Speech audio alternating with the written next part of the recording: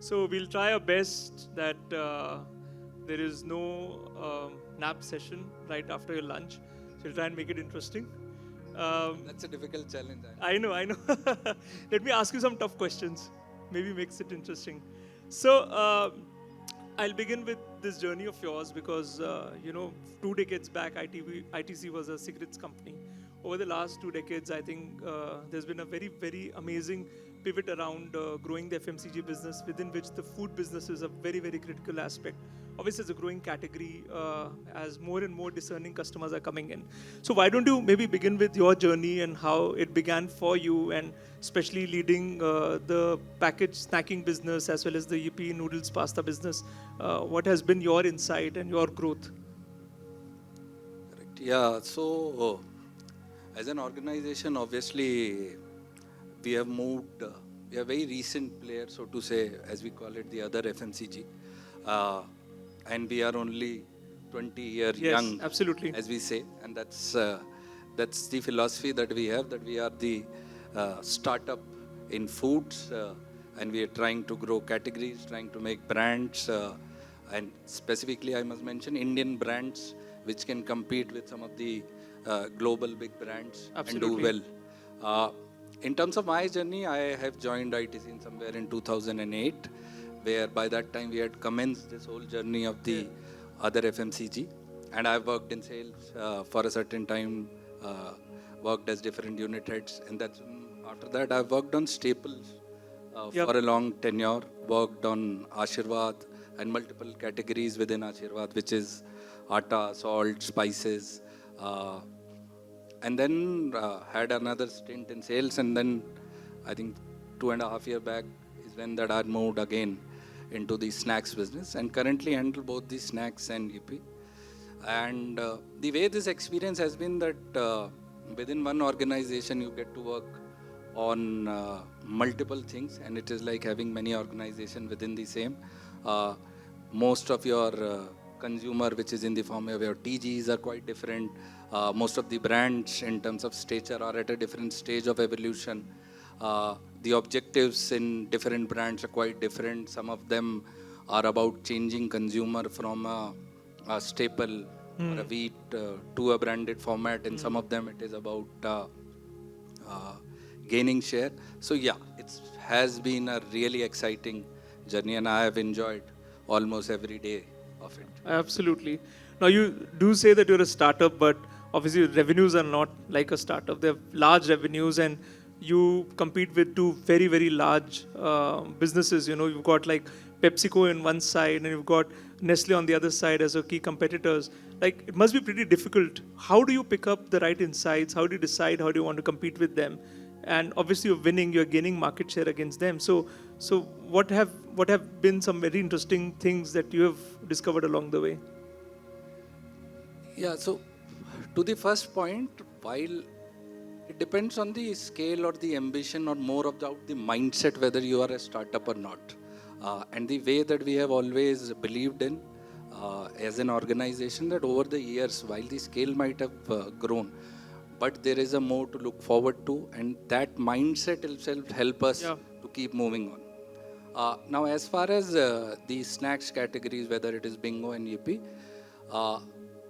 yes, there are multiple players which are in this category, and while some of these MNCs are there, but there are very strong Indian brands also, especially in the snacking segment. Yeah, absolutely. So, one of the ethos of ITC Foods business has been always that whatever that we do has to add value to the consumer. Okay, it's not about saying that yes, these are the certain products that we can make, please make products and then find consumer for those products. It's actually more about figuring out that what is the things that consumer want, and maybe they are present or not present in the right manner, pricing, everything, and what you can do so that consumers start having that preference for you. So if I take you through say a journey of Yipee noodles, that category, if we see, there was an incumbent who was there from a long time. They are the one who had introduced this category in India. They were the one who has worked over years, and I think right from 1980s. Yeah. And they have also seen a long tenure in order to establish that. It was not easy even for Yeah. them. Multiple players were trying different things. A lot of other big MNCs have tried and attempted, but no one was able to make a dent to it. And that's the reason that incumbent is really strong as a brand. Uh, and that's where when we had started to work on this, uh, our objective was that what is that consumer really wants? Are there things which they value and which are, say, currently not present? And we wanted to have a completely different point of view on the entire noodle consumption, per se. And that's where, if you will see, we always had almost a counterpoint. We did things which nobody else has tried to do in this category. So we broke the almost all codes of the categories which were there. Like? So instead of a square block, we had a round Yeah, block. round block. Yeah. Instead of talking about something which is about the expectation from noodle, has always been about a long and slurpier noodle. But in terms of delivery, it was not there in case of incumbent. So ours was there. We had put in for the first time veggies inside the blocks itself. Then we had a thing that the color itself was not yellow. Yellow, it was. And it was an orange and a red. So everything about that was quite different, and we have stayed par with that, both in terms of the brand, the kind of distribution strengths that we have.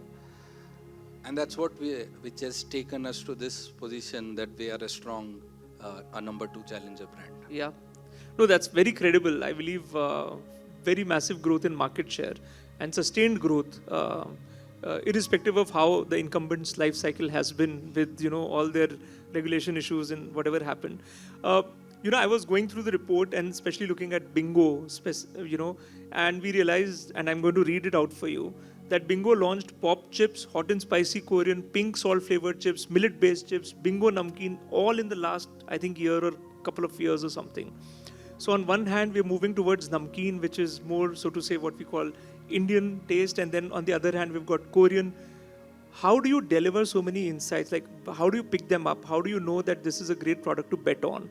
And then, because Korean is a relatively new trend, so I'm guessing this is a very compressed supply chain, from the time that you must have thought about it to how quickly you can manufacture, to how quickly you can distribute. This seems like such a fastly done kind of a thing. So how does it all come about at ITC? Yeah, so in terms of the way ITC looks at specifically, if I call the NPD funnel, it starts at a very core. So we have established well in advance our entire system that we call a Sixth Sense, which tracks the entire social listening, all the platforms which are there. Multiple other sources of information, whether which are with some of the partners, whether it is in QuickCom, etc., as the things have developed. So that give a continuous pulse on the trends which are happening, and not just in food. It is also in terms of styling, what is happening in the culture, what is happening in terms of the media consumption. And on top of this information, we have an in-house proprietary framework that we have, where these trends are also bucketed into multiple things. Something, because it's always a challenge to figure out that what is a trend and what is a fad. Yeah. And that's where we start continuously monitoring them at a much early stage. We have models which predict the certain trajectory that certain other trends have followed, and certain fads which have not followed. And based on that, we classify some of them, we follow them year on year. And based on that, so that becomes a starting point in terms of what are the things to bet on. Now, specifically in terms of the snacks, now it's a category itself which lends itself to a whole repertoire purchase. People want these newer things which are happening. They want to experiment. And what we had seen in case of the Korean style chips that we have launched, it was a very clear combination of two things that we had seen. So in in noodles, what we are seeing, there was a higher intensified entry of a lot of players which were getting Yes. imported. On top of that, you've seen anyways in terms of the consumption of the entire Korean base, you were Yes. seeing it also in the Korean beauty, etc. Yeah. So that was OTTs one. also. Yeah. Yeah, and the other part was there was an entire spice palette which has evolved, Yes. and it has become more towards the heat, and it is not just an Indian trend. Wherever that you go to an international market, also that That you also see. is changing. So for us, it was saying that how do we bring both of these together, and that's where we worked on that. What is that thing that we need to do? And we had launched a range of Korean chips across our different formats that we have, and we have seen some phenomenal Very nice. response to it. And the entire part, and this is just the product part, there is even how these are communicated. So hence there was a lot of collaboration between Korean influencer which are in India or Indian influencer which are in Korea. So that has been the journey. As far as the other part, so this is just an exemplifier. Similarly, on the other products that we have talked about, Namkeen is a large play in this category. And primarily as of now, we are focused in order to build our strength in the existing Western format, if we call it loosely. And this is something that we started the journey. I would say that we are still very nascent, and that journey has just started.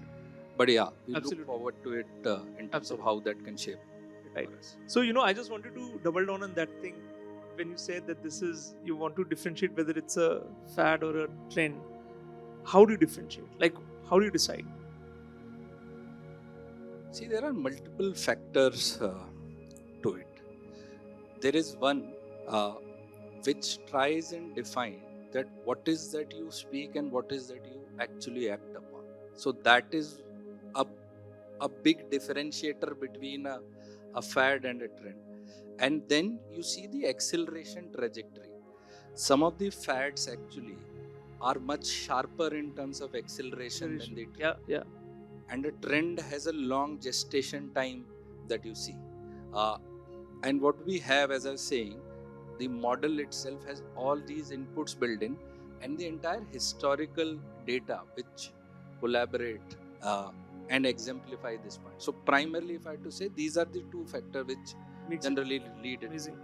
Now, in paucity of time, I'm going to pick up these questions as a this versus that, so that it's a bit of a quick response kind of thing. So tell me, upper funnel versus performance. Everybody talks about performance marketing and much less about brand building from a conversation. What do you prefer more? See, it's not either or these days. So everything. Where would you put more money on? See, it depends on the stage of the evolution. Okay. Where it is, if it is. But I would say, since we are dealing with a lot of repertoire purchase, so it is not only that consumption which matters. So still a large part will be played by top funnel. Top funnel, brand building kind of a thing. But obviously, at a certain level, performance marketing also does its role. Yeah, that's obviously. Yeah. Celebrity versus influencers or micro-nano influencers. Again, both have their pluses and minuses, but in the way things are shaping up these days, it is all about influencer and influencer at different level. It's not about those big influencer also. Some of the ROIs that you get in micro and nano is actually far higher. Yeah, obviously. Yeah. And offline versus online from a not distribution, but from a media investment standpoint. I think that's an obvious answer these days. I don't know. Most of the people who might be sitting here would have done that. It's quite obvious. The online is definitely increasing in terms of the share. And tell me, there's a lot of, everybody's talking about AI, and you cannot have a conversation like this without talking about AI. So just, what is your point of view? And also, if you could tell me, AI content versus, content produced by real people in real context, which one do you think performs better? See, the way I see, AI is a tool. Yep. Okay. And over years, we have had multiple tools. Absolutely. Which helps us in terms of becoming either more efficient in terms of a time or a money, or do something which we believe that it is difficult to do. Yep. Okay. And that's where even AI comes in. It's a tool which needs to be used, and how you use it across the things. Okay, the one of the best things that it helps you in efficiency for sure. Okay, and some of the use cases starts right from, so in case of our, we have started to use it a lot during the brief period itself.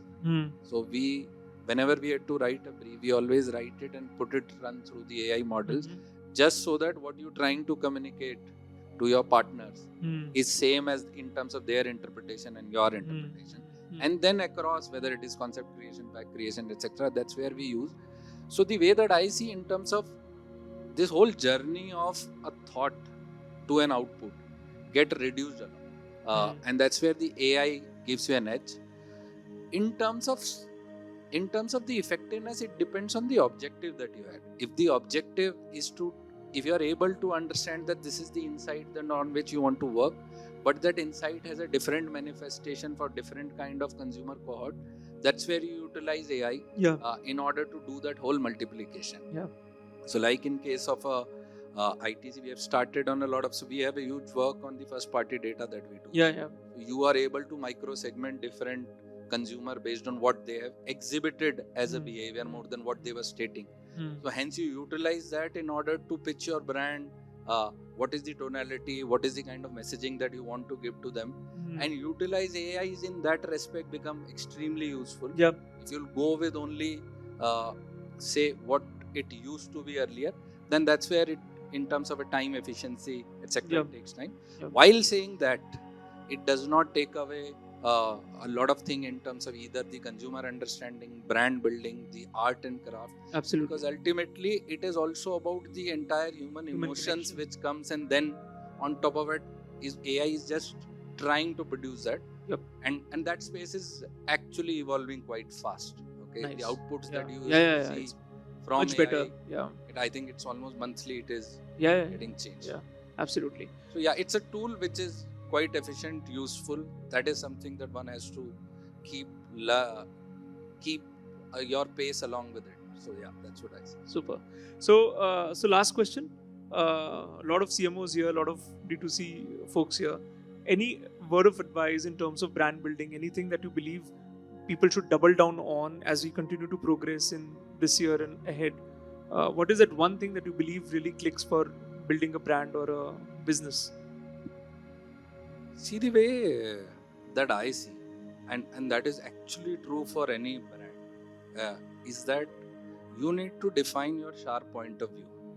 Okay, and you need to stick with it. You need to build that distinct